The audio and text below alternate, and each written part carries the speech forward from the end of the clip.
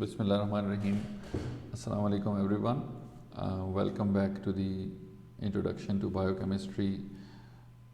आज के इस लेक्चर में हम बफर्स और उनकी इम्पोर्टेंस के बारे में पढ़ेंगे. So buffers and their importance in biological systems.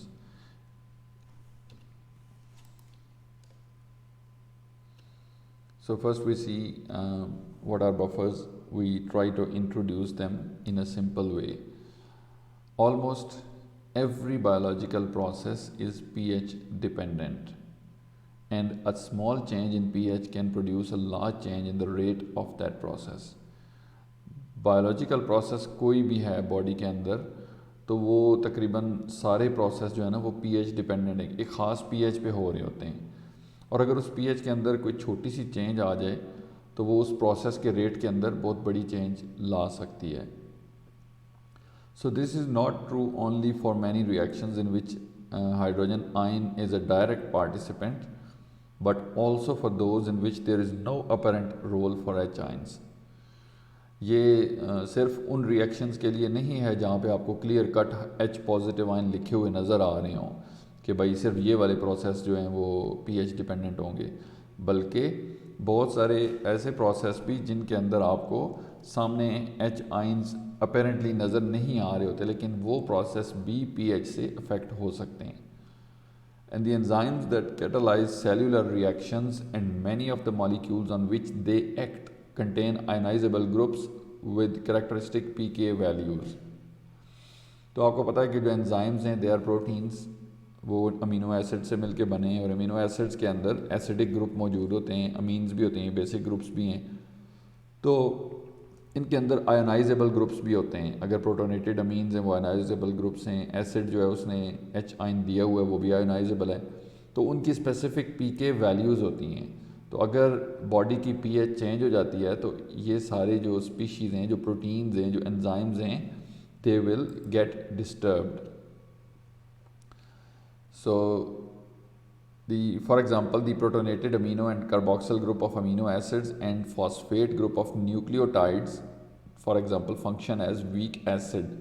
Their ionic state depends on the pH of the surrounding medium. तो ये जो एग्जांपल आपको दी है कि जो प्रोटोनेटेड अमीनो एसिड्स हैं या उनके कार्बोक्सिल ग्रुप्स हैं अमीनो एसिड्स के, ये वीक एसिड्स के तौर पे एक्ट करते हैं और इनकी जो आयनिक स्टेट है that depends on the pH of the surrounding medium. जहाँ पे ये अमीनो एसिड मौजूद है, अगर उसके जो इर्द गिर्द का मीडियम है या एनवायरनमेंट है उसकी पीएच चेंज हो जाती है तो उस अमीनो एसिड की भी कंडीशन चेंज हो जाएगी, उसकी जो आयनाइजेशन स्टेट है, आयनिक स्टेट है, वो भी चेंज हो जाएगी.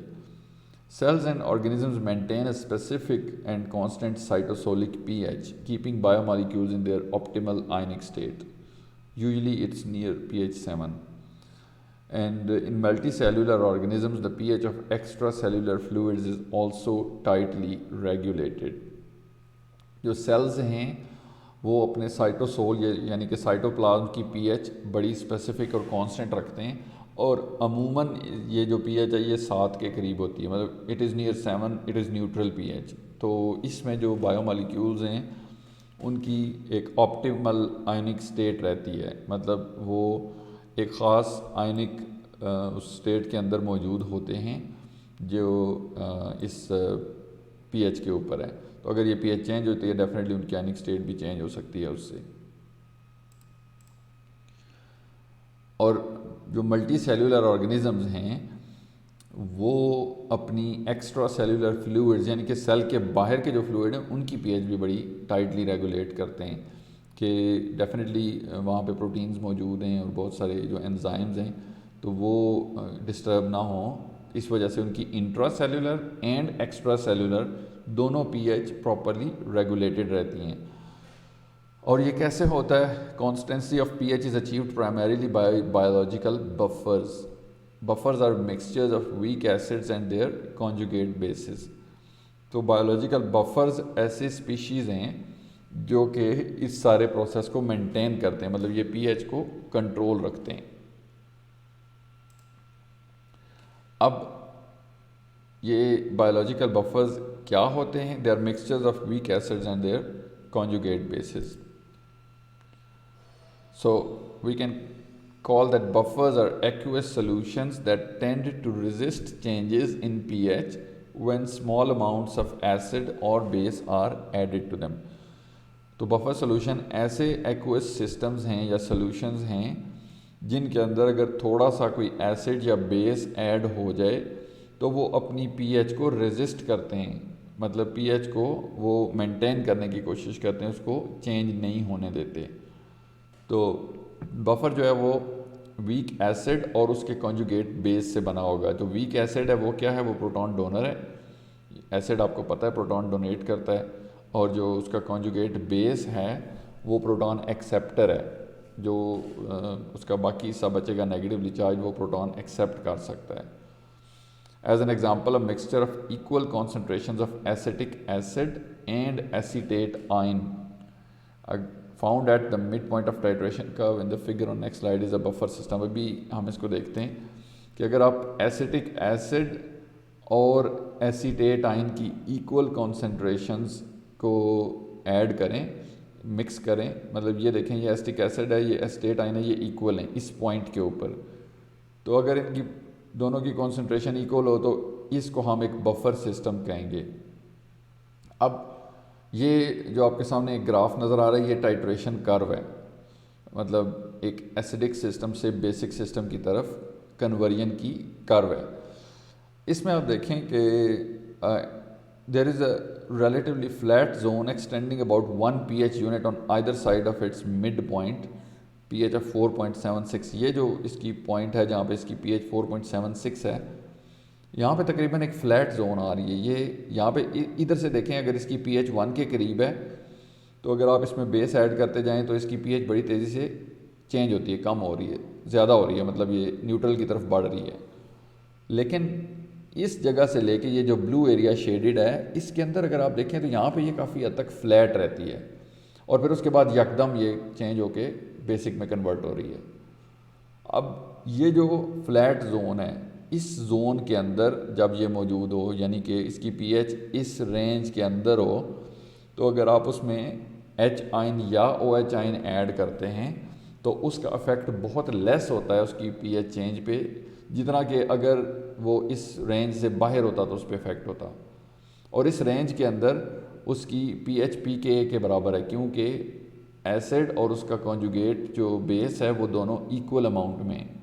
तो जब एसिड और कॉन्जुगेट बेस वीक एसिड का इक्वल अमाउंट में होंगे तो वो पीएच को रेजिस्ट करते हैं इस रीजन के अंदर। अब वो पीएच उसकी तेज़ी से चेंज नहीं होती जितनी वो बाहर वाले इस रीजन के अंदर हो रही थी। तो इस जो ये फ्लैट जोन है इसको बफरिंग रीजन कहते हैं, एसिटिक एसिड और एसीटेट बफर पेयर का। अब ये बफर पेयर कौन सा है, इसमें एक एसिटिक एसिड है और उसका कॉन्जुगेट बेस एसीटेट आयन है, तो इसको हम acetic acid acetate buffer pair कहते हैं।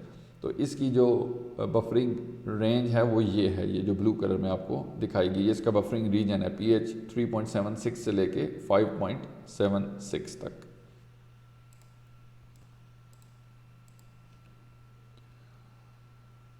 अच्छा, at the midpoint of the buffering region where the concentration of the proton donor यानी कि acetic acid exactly equals to the proton acceptor, the buffering power of the system is maximal, that is its pH changes least on addition of H और OH ion। तो ये जो आपको मैंने reason पहले बता दिया है जहाँ पे उसका एसिटिक एसिड और एसीटेट आयन की कॉन्सेंट्रेशन इक्वल हो जाती हैं, इस रीजन इस जगह पे अब इसकी जो बफरिंग पावर है वो मैक्सिमम है। मतलब अगर अब ये इस पॉइंट के ऊपर मौजूद है ये सिस्टम एक्विलिब्रियम में, तो इसमें अगर आप एसिड या बेस का कोई एडिशन करते हैं तो ये अपनी पीएच को रेजिस्ट करता है, ये पीएच वहाँ पे मेंटेन करने की कोशिश करता है, उसको चेंज नहीं होने देता, और इस पॉइंट के ऊपर पीएच पीके के बराबर हो जाती है। ये चीज़ आगे हम डिस्कस करेंगे कमिंग स्लाइड्स के अंदर। अच्छा, बफर्स कैसे वर्क करते हैं। The pH of the acetate buffer system does change slightly when a small amount of proton or OH negative is added, but this change is very small compared with the pH change that would result if the same amount of H or OH ion were added to the pure water or to a solution of the salt of a strong acid and base such as NaCl which has no buffering power. इस बात का क्या मतलब है कि अगर आप buffer system के अंदर एसिड या बेस ऐड करते हैं तो उसकी pH बहुत आहिस्ता से चेंज हो, बहुत थोड़ी चेंज होती है, वो रेजिस्ट करता है। अगर आप वही एसिड या बेस एक नॉन बफर सिस्टम में या सिंपल प्योर वाटर के अंदर ऐड कर दें या इवन एक स्ट्रॉन्ग एसिड बेस के सोल्यूशन में यानी कि NaCl के सोल्यूशन में ऐड कर दें तो उनकी pH बहुत तेज़ी से चेंज हो जाएगी, लेकिन ये बफर उसको रेजिस्ट करेगा। अब फॉर एग्ज़ाम्पल आप 1 लीटर वाटर के अंदर अगर एक ड्रॉप जो है वो HCl का 1 मोलर HCl का ऐड कर दें तो उसकी pH 7 से 5 तक चेंज हो जाती है। इतनी क्विकली उसकी pH डाउन होती है। यानी कि 0.1 ml आप अगर उसमें डाल दें HCl 1 मोलर तो उस प्योर वाटर पूरे 1 लीटर वाटर की pH इतनी ड्रॉप हो जाती है। तो लेकिन जो बफर सिस्टम्स हैं वो इस चीज़ को स्टॉप करते हैं, और यही ख़ास बात है कि बायोलॉजिकल सिस्टम्स के अंदर जहाँ पे pH बहुत मैटर करती है तो पूरी बॉडी के अंदर बफरिंग सिस्टम्स मौजूद हैं जो कि हम मुख्तलिफ़ तरह की ग़िज़ाएँ खा जाते हैं और जंक फूड भी खा लेते हैं, लेकिन हमारी बॉडी जो है ना वो उस चीज़ों को मेंटेन करने की कोशिश करती है और pH की इस तरह की एब्रप्ट चेंजेस से हमें बचाती है, अदरवाइज़ ये बॉडी के लिए बहुत नुकसानदेह हो सकता है। सो बफर बनते कैसे हैं? They result from 2 reversible reaction equilibria occurring in a solution of nearly equal concentration of a proton donor and its conjugate proton acceptor। 2 reversible reaction equilibrium maintain होते हैं। कौन से? जब ऐसा सोल्यूशन हो आपके पास जिसमें एक प्रोटॉन डोनर और उसका कॉन्जुगेट प्रोटॉन एक्सेप्टर तकरीबन बराबर अमाउंट्स में, बिल्कुल बराबर अमाउंट्स में मौजूद हों। यहाँ पे हम इसको देखते हैं।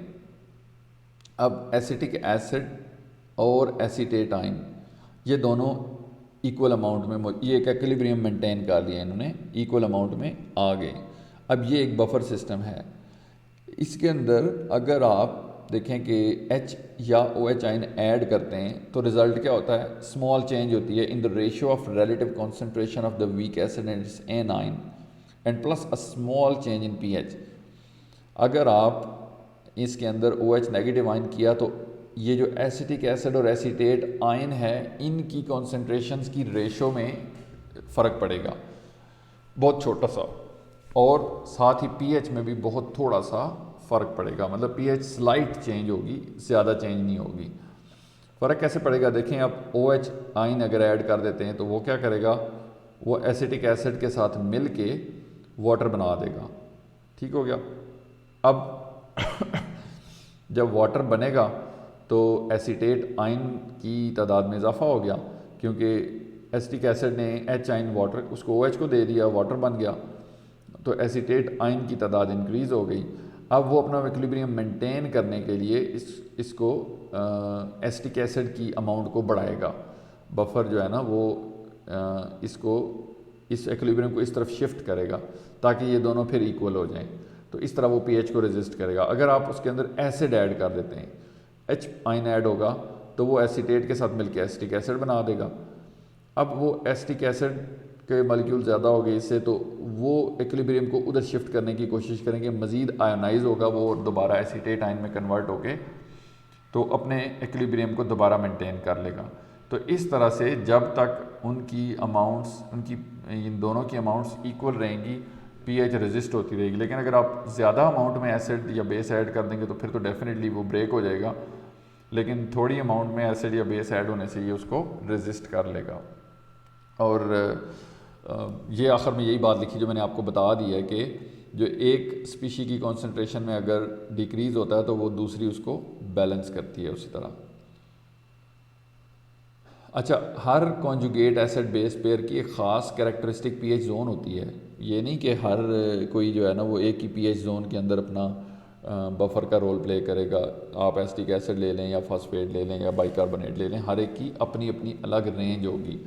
अब एसिटिक एसिड जो है वो 3.76 से लेके pH 5.76 के दरमियान में बफर का रोल अदा करता है। मतलब इस रीजन में pH को मेंटेन करता है, ये न्यूट्रल पे नहीं मेंटेन करता, ये इस रीजन के अंदर मेंटेन करता है। इसी तरह अगर आप H2PO4 और HPO4 नेगेटिव, ये इन फॉस्फेट बफर को देखें तो इनकी जो pKa है वो 6.86 है, और ये इसकी जो बफर रेंज होगी वो फिर किधर है, pH 5.9 से लेके 7.9 तक। ठीक हो गया। अब ये जो फॉस्फेट बफर है ये देखें, ये 5.9 से लेके 7.9 तक ये इसकी रेंज है जिसके अंदर ये एक इफ़ेक्टिव बफर के तौर पे काम कर सकता है। और अगर आप देखें अमोनिया और इसके आयन को, इनके बफर पेयर को, तो इनकी pK 9.25 है, जहाँ पे ये अमोनियम आयन और अमोनिया की कॉन्सेंट्रेशन बराबर होती है। तो इसकी pH रेंज जिसके अंदर ये बफर कर सकता है, जो बफरिंग रेंज है 8.25 से 10.25 तक है, मतलब इस रीजन के अंदर ये अपनी बफर कैपेसिटी को बरकरार रखेगा। तो इस तरह से हर बफर की अपनी एक स्पेसिफिक pH रेंज होती है और वो उसी के अंदर ऑपरेट करता है। ये मतलब ये नहीं होता कि 0 से लेके 14 तक किसी को भी वो कर लेगा, वो अपनी एक ख़ास रेंज है उसके अंदर ही काम करेगा। ये चीज़ आपने याद रखनी है। Now we try to understand what is the relationship between buffers and the Henderson-Hasselbalch equation we studied the other day. So according to Henderson-Hasselbalch equation, ये उस दिन हमने derive की थी, pH is equal to pKa plus log of conjugate base divided by its acid. तो ये Henderson-Hasselbalch equation है। अगर आप इसको more generally state करना चाहें बफर के केस में, तो ये A नेगेटिव क्या है, दैट इज़ प्रोटॉन एक्सेप्टर, और ये क्या है, एसिड है, प्रोटॉन डोनर है। तो आप इसको इस तरह से लिख सकते हैं कि प्रोटॉन एक्सेप्टर और प्रोटॉन डोनर की ये रेशो है, उसका लॉग है। This equation fits the titration curve of all week acids and enables us to deduce a number of important quantitative relationships।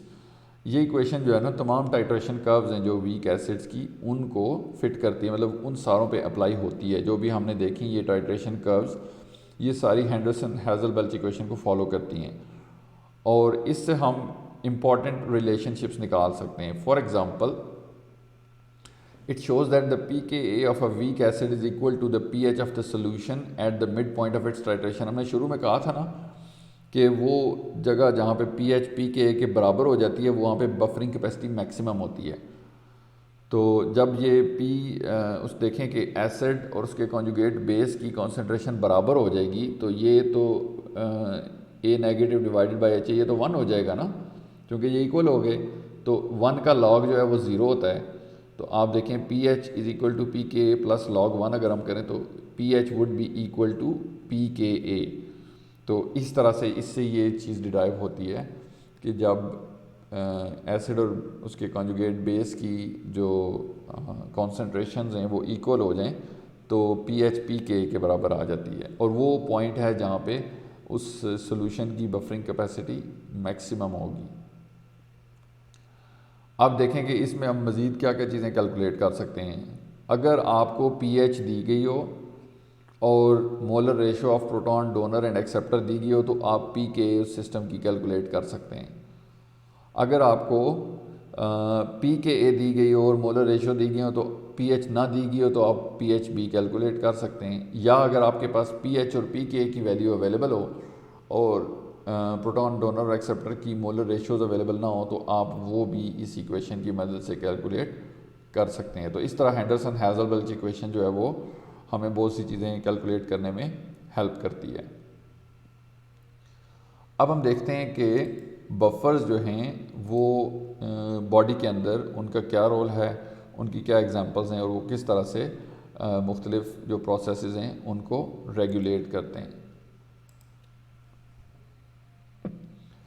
The intracellular and extracellular fluids of multicellular organisms have a characteristic and nearly constant pH। ये बात हम discuss कर चुके हैं कि जो multicellular organisms हैं वो उनकी जो इंट्रासेलुलर और एक्स्ट्रासेलुलर फ्लूइड्स हैं, इनकी जो pH है वो तकरीबन कांस्टेंट होती है और एक ख़ास कैरेक्टरिस्टिक pH होती है। अब जो ऑर्गेनिज़म किसी भी ऑर्गेनिज़म की फर्स्ट लाइन ऑफ डिफेंस होती है against changes in internal pH, that is provided by buffer systems. मतलब बॉडी के अंदर कोई भी आपके प्रॉब्लम होगा, देखें आपको बाज़ औक़ात वॉमिटिंग लग जाती है या डायरिया हो जाता है, तो ये सारी बेसिकली आपकी जो बॉडी की पीएच है वो चेंज हो गई है। बंदा कहता है ना मुझे एसिडिटी हो गई है, तो उसमें कोई मेडिसिन लेते हैं ताकि वो मतलब उसकी स्टमक की पीएच बराबर हो जाए। तो सबसे पहला जो डिफेंस का मैकेनिज्म है बॉडी के अंदर वो इंटरनल पीएच है कि पीएच बफर्स उसको मेंटेन करने की कोशिश करते हैं। लेकिन अगर वो बफर्स कहीं फेल हो जाएं, उसको मेंटेन ना कर पाएँ, तो फिर हमें उसकी जो प्रॉब्लम है वो पीएच की सामने आती है कि या पीएच ज़्यादा हो गई है या कम हो गई है बॉडी की, तो क्या उससे नुकसान होगा। जो the cytoplasm of most cells contains high concentration of proteins which contain many amino acids with functional groups that are weak acids or weak bases। तो साइटोप्लाज्म आपको पता है कि उसके अंदर बहुत सारी प्रोटीन्स मौजूद होती हैं सेल के अंदर, और उस प्रोटीन्स किन चीज़ों से मिलकर बनी है? अमीनो एसिड से। ये आगे हम प्रोटीन्स का पूरा चैप्टर पढ़ेंगे, उसमें फिर ये ज़्यादा डिटेल में देखेंगे, लेकिन अमीनो एसिड्स के बारे में तो आपने एफएससी में भी पढ़ा है। मतलब ये ऐसे मॉलिक्यूल्स होते हैं जिनके अंदर एसिडिक फंक्शनल ग्रुप भी होता है और बेसिक भी होता है, अमीन्स भी होती हैं यानी कि। तो ये जो इनके फंक्शनल ग्रुप हैं ये या वीक एसिड हैं या वीक बेसिस हैं। For example the side chain of histidine, ये भी हिस्टिडीन को देखते हैं। It has a pK of 6 proteins containing histidine residues therefore buffer effectively near neutral pH. तो ये जो हिस्टिडीन प्रोटीन है इसमें देखें ये अमीनो एसिड पार्ट है उसका, तो इसका जो पीके वैल्यू है ये 6 है। अब जब इसकी पीके 6 है तो ये पीएच 7 के करीब करीब यानी कि न्यूट्रल पीएच के करीब करीब बफरिंग का किरदार अदा करती है। ये यानी कि इसकी पीके 6 है, तो पीके और पीएच जब 6 होंगी तो ये बफर के तौर पे एक्ट करेगा, और न्यूट्रल पीएच के करीब करीब ये अपनी बफरिंग कैपेसिटी को मेंटेन रखेगी ये वाली प्रोटीन।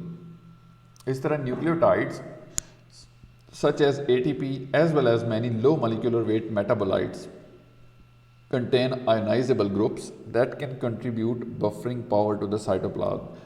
इसके अलावा हिस्टिडीन प्रोटीन के अलावा एटीपी हो गई या और छोटे मॉलिक्यूलर वेट के मेटाबोलाइट्स हैं जिनके अंदर आयनाइजेबल ग्रुप्स होते हैं। आयनाइजेबल ग्रुप्स क्या हैं? ये इस तरह के ग्रुप्स, जिस तरह NH पे पॉजिटिव चार्ज आ गया या COOH है वो आयनाइजेबल है। तो इस तरह के ग्रुप्स जिन कंपाउंड्स में मौजूद होंगे वो सारे बफरिंग पावर देते हैं साइटोप्लाज्म को, मतलब वो कंट्रीब्यूट करते हैं towards the buffering capacity of the cytoplasm. Some highly specialised organelles and extra cellular compartments have high concentrations of compounds that contribute buffering capacity. जो सेल के ऑर्गेनेल्स हैं, स्पेशलाइज्ड ऑर्गेनेल्स हैं या एक्स्ट्रा सेलुलर कंपार्टमेंट्स हैं, वहाँ पे बहुत ज़्यादा अमाउंट में जो ऐसे कंपाउंड्स होते हैं, प्रोटीन्स होती हैं और ऐसे एंजाइम्स होते हैं जो कि बफरिंग कैपेसिटी की तरफ कंट्रीब्यूट करते हैं। For example organic acids buffer the vacuoles of plant cells. जो प्लांट सेल के वैक्यूल होते हैं उनके अंदर ऑर्गेनिक एसिड पाए जाते हैं और वो उनकी जो बफरिंग कैपेसिटी है, उनकी पीएच उसको मेंटेन करते हैं। इसी तरह जो यूरिन है उसके अंदर अमोनिया मौजूद होती है जो कि उसको उसकी पीएच को मेंटेन करती है। अब हम देखते हैं बायोलॉजिकल बफर्स में एक एग्जांपल है फॉस्फेट बफर की। फॉस्फेट बफर बॉडी के अंदर कैसे एक्ट करता है। Two specially important biological buffers are phosphate and bicarbonate systems. हम पहले फॉस्फेट को देखेंगे फिर बाइकार्बोनेट को देखेंगे। ये बड़े इंपॉर्टेंट बफर सिस्टम्स हैं बॉडी के अंदर। तो जो फॉस्फेट बफर है that acts in the cytoplasm of all cells, it consists of H2PO4 negative as proton donor and HPO4 2 negative as proton acceptor. तो ये फास्फोरिक एसिड का जो कॉन्जुगेट बेस है ये एज प्रोटॉन डोनर एक्ट करता है और इसका जो कॉन्जुगेट बेस है वो प्रोटॉन एक्सेप्टर के तौर पे ऐड करता है। तो इस तरह से इनका इक्विलिब्रियम मेंटेन होता है। अब जब इसका इक्विलिब्रियम मेंटेन हो जाता है ये और ये स्पीशी आपस में इक्वल हो जाते हैं कॉन्सेंट्रेशन में, तो ये बफर बन जाता है। And phosphate buffer system is maximally effective at a pH close to its pKa of 6.86। तो ये 6.86 इसकी pK वैल्यू है और इसके करीब करीब ये बहुत ज़्यादा इफेक्टिव है, यानी कि इस रीजन के अंदर ये बफरिंग कैपेसिटी इसकी सबसे ज़्यादा है। और ये pH चेंज को रेजिस्ट करता है किस रेंज के अंदर? Between about 5.9 and 7.9। ये तकरीबन 6 से 8 के दरमियान की पीएच है उसको मेंटेन करता है और उसको रेगुलेट करता है, जो फॉस्फेट बफर सिस्टम है। So it is an effective buffer in biological fluids in mammals for example. Extracellular fluids and most cytoplasmic compartments have a pH in the range of 6.9 to 7.4। तो आपने देखा कि mammals जो हैं, जो उनके extra cellular fluids हैं, यानी कि सेल के बाहर जो भी उसके लिक्विड मटेरियल है, जो फ्लूइड है, और साइटोप्लाज्म के अंदर भी जो पीएच रेंज है वो 6.9 से 7.4 के दरमियान ही होती है। मतलब ये तकरीबन न्यूट्रल पीएच के राउंड अबाउट उसकी सारी पीएच होती है। तो फॉस्फेट बफर भी इसी रीजन के अंदर बफरिंग कैपेसिटी अपनी शो कर रहा है। तो इसलिए फॉस्फेट बफर बॉडी के लिए बड़ा इंपॉर्टेंट बफर है, जो कि इसकी ओवरऑल जो पीएच है उसको मेंटेन करता है। Next is the bicarbonate buffer. Blood plasma is buffered in part by the bicarbonate system. जो ब्लड प्लाज्मा है, ब्लड की भी एक अपनी पीएच होती है, तो ब्लड प्लाज्मा जो है वो एक उसका जो पोर्शन है वो बाइकार्बोनेट बफर उसको रेगुलेट करता है या मेंटेन करता है। अब आप अगर देखें ह्यूमन ब्लड की जो पीएच है दैट इज़ बिटवीन 7.35 एंड 7.45। ये थोड़ी सी स्लाइटली बेसिक है, न्यूट्रल से आगे की तरफ है। और इसको बाइकार्बोनेट बफर किस तरह मेंटेन करता है इसको हम देखते हैं। ये देखें कि बाइकार्बोनेट जो है H2CO3 कार्बोनिक एसिड जो जब इसका कॉन्जुगेट बेस बनेगा HCO3 नेगेटिव, तो इसका जो डिसोसिएशन कांस्टेंट होगा that will be equal to the conjugate acid base pair divided by the acid. जिस तरह हमने देखा ये KA की जो इक्वेशन हमने पढ़ी थी लास्ट लेक्चर के अंदर। So this buffer system is more complex than other conjugate acid base pairs because of one of its components, carbonic acid, is formed from dissolved carbon dioxide and water in a reversible reaction। अभी हम उसको देखते हैं। ये buffer normal buffer से थोड़ा सा complex है। मतलब ये जो कार्बोनिक एसिड है ये कहाँ से आया है?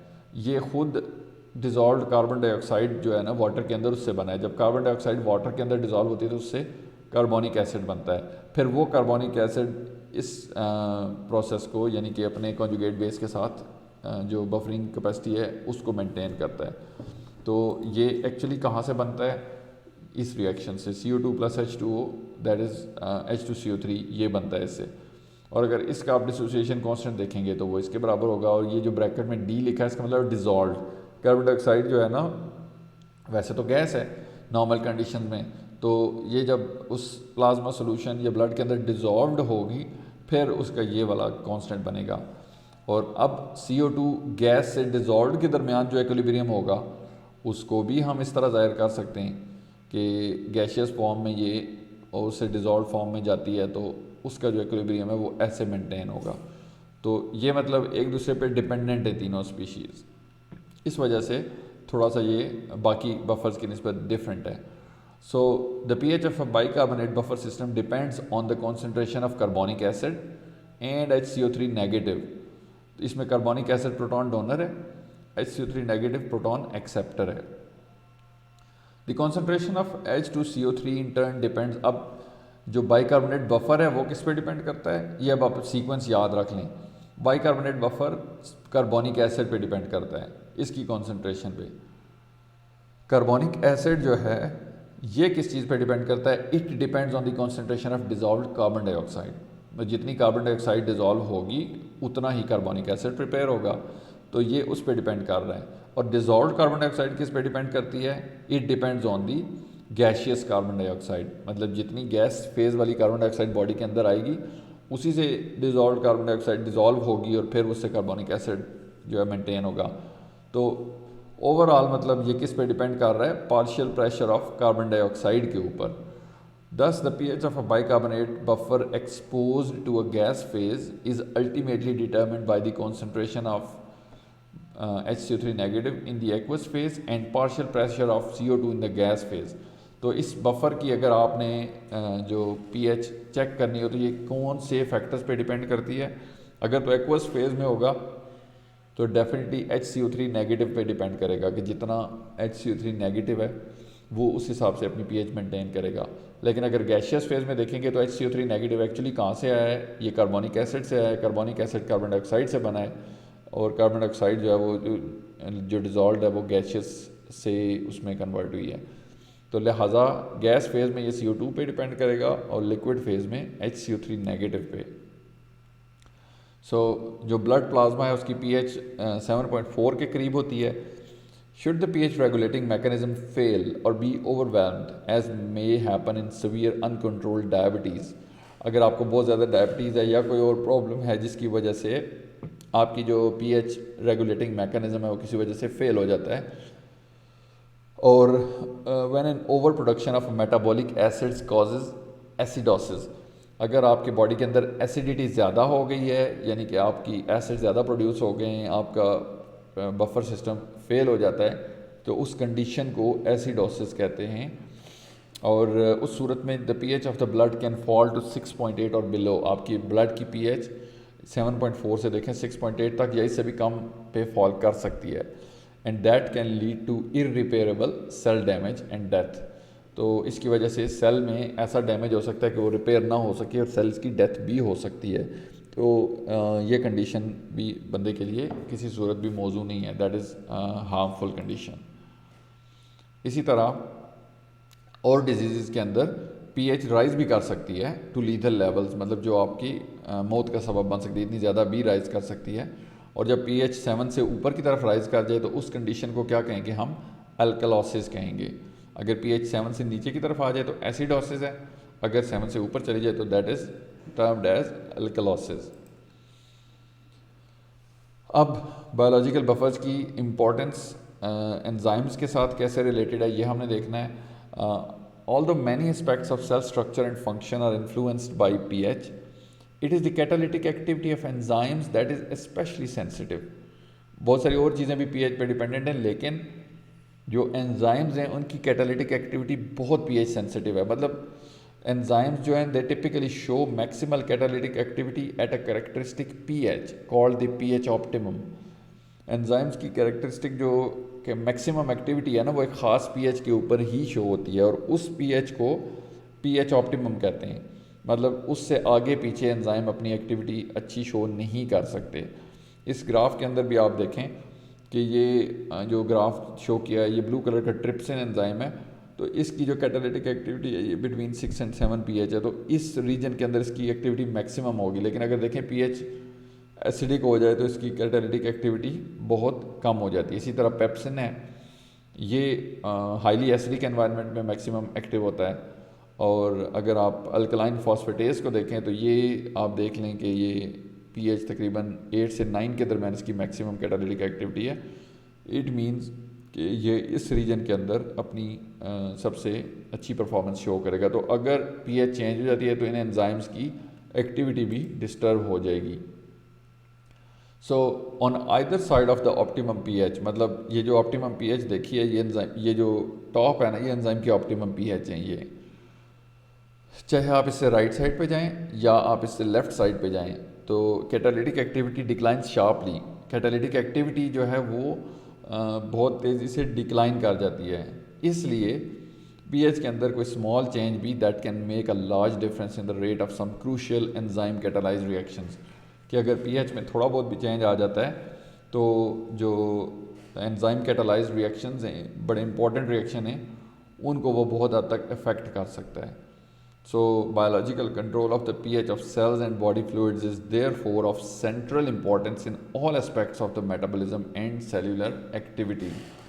तो जो pH का कंट्रोल है, अब आपको पता लग गया कि बॉडी के फ्लूइड्स में सेल के अंदर और सेल के बाहर जो बायोलॉजिकल कंट्रोल है pH का वो बहुत इंपॉर्टेंट है तमाम मेटाबॉलिज्म के एस्पेक्ट्स के लिए और सेलुलर एक्टिविटीज़ के लिए। तो pH जो है वो बहुत मेंटेन रहनी चाहिए और इसमें बफर्स का बहुत किरदार है। तो जो बायोलॉजिकल बफर्स हैं उनका हमारी बॉडी के अंदर बहुत इम्पॉर्टेंट रोल है। वो अगर डिस्टर्ब हो जाए तो सारी बॉडी का निज़ाम जो है वो डिस्टर्ब हो सकता है। So that was all about the buffer systems in the body and their examples. So इसके बाद हम इंशाल्लाह नेक्स्ट चैप्टर स्टार्ट करेंगे। यहाँ तक अगर किसी को कोई क्वेश्चन है तो यू मे आस्क इट।